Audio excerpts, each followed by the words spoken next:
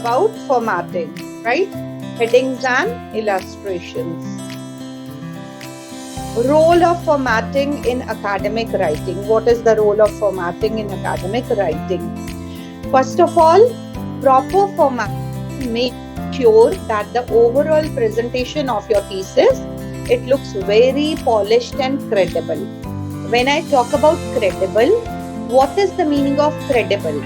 Credible means in which something should believe. So when your work, your content, your thesis, it becomes credible when it is properly formatted. Proper formatting is one of the conditions which make your thesis looks credible, right? The professionalism, it's very crucial in the academic circles. In the academic circles means like we are all academicians. You are academicians in the making. So in the academic setting, which comprises researchers, professors, academicians, ठीक है, तो formatting जो होती है वो आपके content को एक प्रोफेशनल लुक देता है.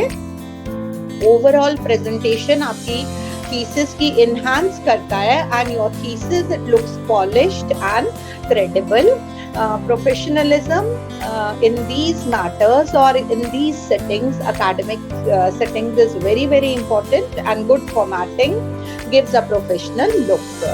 Readability also. When you have formatted your content properly, when you have arranged your content in paras, when there are proper margins, when there are proper quotes and the quotes are cited, a regular font size, regular font style, proper regular same in between the line spacing. So that makes your document. Here the document is a research paper or also your thesis, right? It gives a readability structure to your thesis, right? Your ideas are conveyed clearly, effectively. Good formatting improves the readability of your document, and the readers, who are the readers? Fellow researchers, your supervisor, your examiner. If you are writing a book, the readers of that book. If you are writing a research paper, the readers of that research paper. So your arguments, your logic, your content, whatever arguments you are giving in favor of a certain topic, and your insights, that is your ideas, right? They become easily readable to the people who are going through that. Now, adherence to guidelines, specific formatting guidelines, they should be followed. If we do not follow the specific formatting guidelines, then our thesis is open to rejection. Suppose हमारा rule है कि हमें times new Roman font style use करना है, तो अगर हम उसको फॉलो नहीं करते तो 101% हमारी थीसिस रिजेक्ट हो जाती है, बिकॉज वो एग्जामिनर की भी एक ड्यूटी होती है कि वो सारे laid down rules and regulations को फॉलो करे. ठीक है. और अगर आपके फॉर्मेटिंग एरर्स होते हैं तो आपके ग्रेड्स भी, आपकी जो रिपोर्ट्स आती है एग्जामिनर से, वो भी रिपोर्ट्स भी नेगेटिव आती हैं और आपका वाइवा भी कंडक्ट नहीं होगा if there are formatting errors, right. And कभी आप पब्लिकेशन के लिए कुछ डॉक्यूमेंट देना चाहते हैं, आप अपना थीसिस को बुक फॉर्म में निकालना चाहते हैं या रिसर्च पेपर पब्लिकेशन के लिए भेजते हैं, तो अगर फॉर्मेटिंग एरर्स होते हैं तो it is not accepted. A well formatted thesis is more likely to be accepted for publication. For 1 minute or less, please go through this slide. If you have any problem, do share it with me.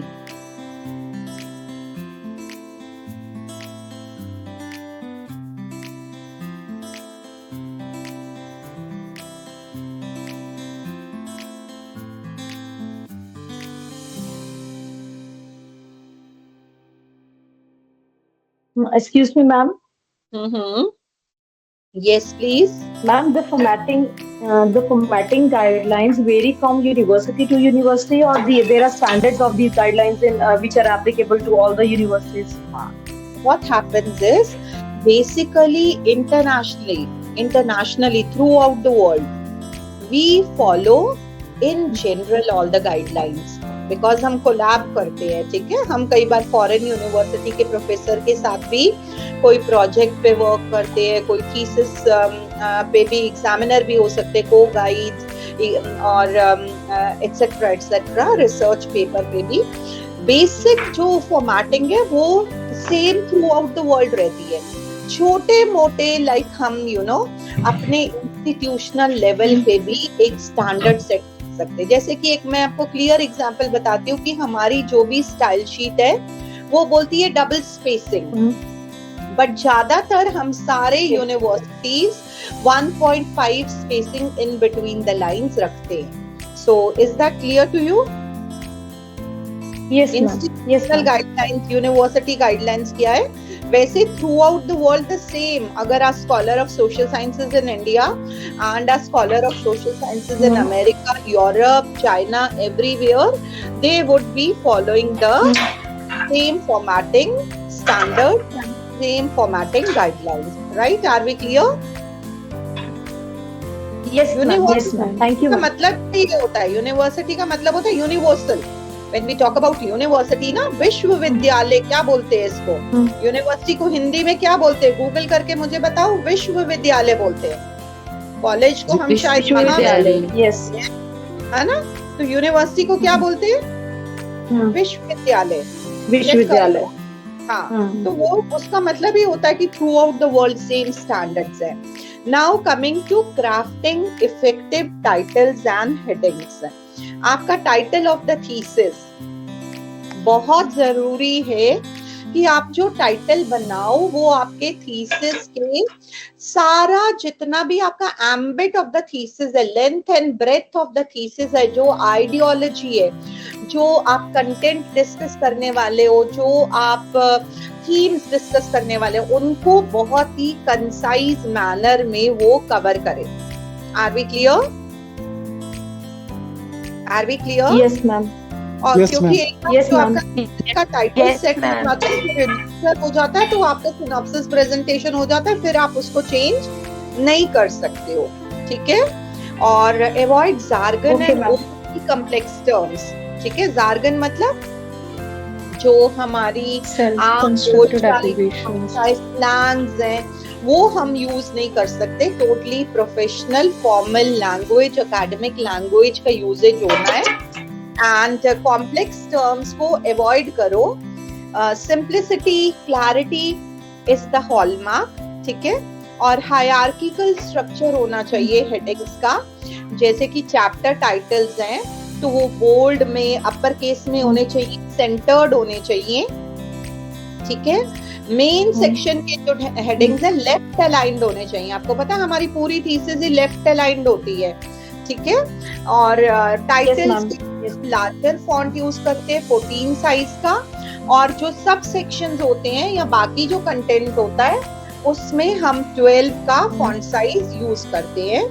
Consistency across the document, आपको पूरे document thesis में, research paper में same font size, same font style, same style of referencing, in text documentation से मतलब uniformity से एक चीज को फॉलो करना। ये नहीं कि कहीं पे आपका मन किया तो आपने एमएलए का रूल लगा दिया, कहीं पे मन किया एपीए का लगा दिया, ठीक है? ऐसा नहीं करना है। पेज नंबरिंग टेक्निक्स जो है, रोमन न्यूमरल्स यूज करने हैं। Bharti ma'am, please mute your mic. Bharti Gandhi ji, please mute your mic. Now listen please. Preliminary pages जो थीसिस के होते हैं, प्रीलिमिनरी पेजेस में आता है हमारा एब्स्ट्रैक्ट, एक्नॉलेजमेंट, सर्टिफिकेट्स। उनको हमें लोअर केस में रोमन न्यूमरल्स यूज करने हैं। जब हमारा मेन थीसिस शुरू हो जाता है, दैट इज इंट्रोडक्शन शुरू हो जाता है, तो फिर हम अरेबिक न्यूमरल्स यूज करते हैं। और जो पेजिनेशन है या तो उसको टॉप राइट पे रखते हैं या बॉटम सेंटर पे रखते हैं। Again depending on your subject and depending on your institutional guidelines. हम लोग लैंग्वेजेस में, इंग्लिश में टॉप राइट पे रखते हैं, ठीक है? Now, how to insert the page number? There is a certain method how to insert the page number that you need to follow and customize the numbering format. Coming next to the next slide, margins and their importance. ठीक है, margins क्यों matter करती हैं? Because margins they prevent the text from being cut off during binding.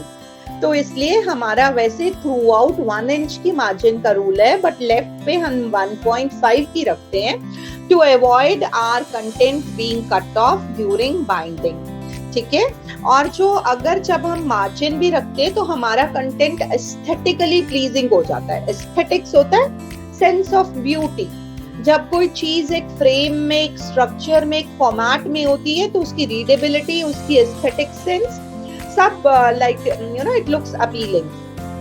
Margin settings: top 1 inch, bottom 1 inch, left 1.5 inches to accommodate binding, and right 1 inches. Right, and how to set the margins, that also the method is given in Microsoft Word, how you are supposed to customize the margins. Now coming to font type and size. Times New Roman at 12 point. Line spacing rule है double spacing, but जैसे मैंने बोला most of the institutions they stick to 1.5। Paragraph formatting में हम 0.5 inches पे हर para को indent करते हैं। ठीक है, तो वो प्रॉपर एक पैरास बनते हैं। Are we clear? और जो राइट हैंड साइड की है ना, वो मतलब कई लोग बोलते हैं कि सिर्फ लेफ्ट पे ही जस्टिफाई करो, राइट पे जस्टिफाई नहीं करो, बट राइट पे भी अगर जब हम प्रॉपर्ली फुली जस्टिफाई करते हैं तो हमारा कंटेंट एस्थेटिक लगता है। That is properly formatted, organised, beautiful लगता है। ठीक है, मैनेजिंग करेक्शंस एंड इंसर्शंस। जब आपको प्रूफ रीडिंग करनी है, मैनुअली आपको करेक्शंस जो है उनको हाईलाइट कर दो, so that you can later on you can correct them, you can edit them. What are the proofreading techniques? Read aloud to catch the errors. और आप जो है AI tools like Grammarly, Hemingway editor use कर सकते हैं, उसको run through कर सकते हैं और उसके सजेशंस को बाद में just you can have a view of the suggestions and whether it has to be edited or it's correct already. Peer review, अपने colleague से, अपने supervisor से भी आप review करवा सकते हो अपना document. Coming to adding and formatting tables. अगर आप कोई table डाल रहे हो तो उसको भी sequential रखना है। Like अगर आपका चैप्टर 2 है तो पहला टेबल आपका 2.1 होगा, और जहां पे आप टेबल डाल रहे हो उससे बिफोर और उससे आफ्टर आपको वो टेबल के रिगार्डिंग डिस्कशन करना है। अगर टेबल 2 डालेगा सेकंड चैप्टर में तो उसको आप 2.2 लिखोगे। सिमिलरली टेबल की प्रॉपर आपको साइटेशन भी डालनी है कि आपने ये टेबल कहाँ से, like you have taken this table from which source, you have to credit the source. Positioning of the tables is after the paragraphs where they were first referenced, where we have spoken about the table. Please make sure that your tables they fit within the margins and avoid splitting across pages. Now go through this slide and do let me know if there is anything which is unclear. Yes, ma'am. Everything is clear? Yes, ma'am. Okay. Illustrations and figures, that is graphs, charts, images, diagrams, maps. ठीक है, again उनका numbering करना है, उनका placement होना चाहिए जहां पे उनके बारे में डिस्कशन हुई है। यूज करने हैं high resolution images for clarity. ऐसा ना हो कि आपने जो इमेज डाले है वो क्लियर ही नहीं है। ठीक है, फिगर्स जो है सेंटर अलाइंड होने चाहिए, close to the text where they are discussed. Labelling and referencing tables and figures, right. जैसे हम बोल सकते हैं इन टेक्स्ट रेफरेंस में as shown in figure 2.3, the trend indicates a sudden rise in environmental pollution, like that if we are talking about something. Common formatting mistakes क्या है जो हमें avoid करनी है? इनकंसिस्टेंट नहीं होनी चाहिए हमारी फॉर्मेटिंग, बोला ना यूनिफॉर्मिटी।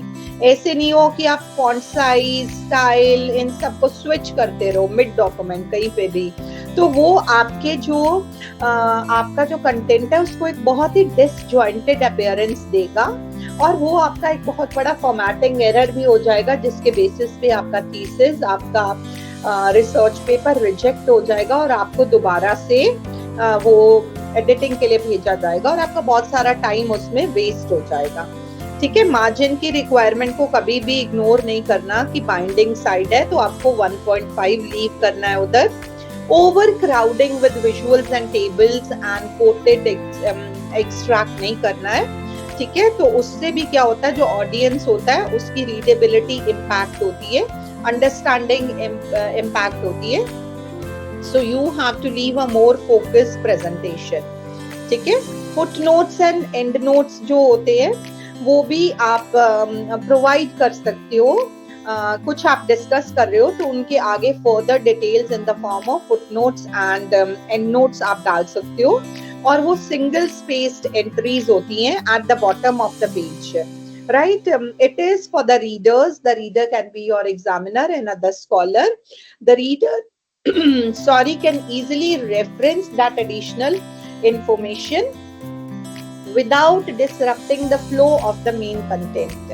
Quotations आपको पहले ही बोला है, आप जो quoted content है वो सिर्फ 40 words का होना चाहिए, जिसको कि आप डबल इन्वर्टेड में या quotation marks में डालोगे।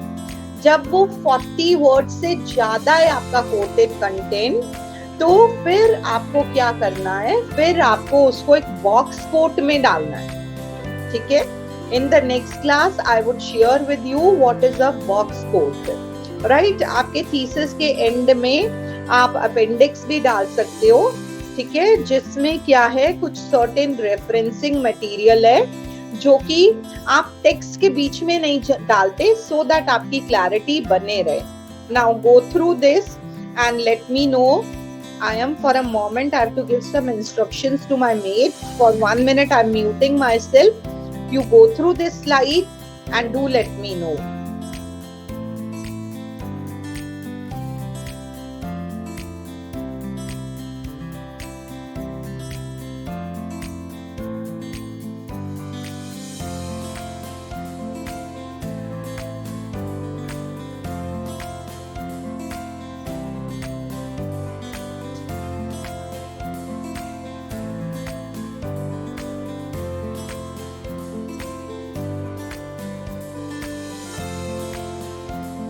Is it clear? Is it clear? Yeah, should Yes, we ma'am. move forward? Yes, ma'am. Okay, now referencing tools कौन से Zotero, EndNote, ठीक है, बहुत सारे referencing tools, citation management आपको अवेलेबल होते हैं, बट आप उनको blindly follow नहीं कर सकते। You can go to YouTube also and attend some online guides and tutorials, online wealth of resources which are available online. So they will offer you numerous tutorials and they can guide you about the formatting of your thesis, right? Conclusion and final tips क्या हैं? Consistency रहनी है, uniformity, maintain a uniform style and formatting. Say what happens? Your content, your research paper, your thesis, it develops a totally professional appearance, and the readability of your document increases and your document is accepted and not rejected. Are we clear about this? Proper margins follow करनी है, spacing, labeling, ठीक है, referencing tables and figures. This brings in clarity and allows the readers, that is your fellow scholar, your supervisor, your examiner, to easily locate and understand the presented data. If there are any corrections during the proofreading time, review process, you make sure that all the corrections, they have been saved. All the corrections, they have been incorporated. Proofreading is very, very important. Proofreading से पहले editing आती है. When you do the editing, every editing every round of editing should be based on some goal. Like first goal can be checking the content, second goal can be checking the grammar, third goal can be checking the formatting. Okay, so double check the formatting guidelines. And this was all about today's lecture, structuring your thesis, giving you a brief idea about how to structure your thesis.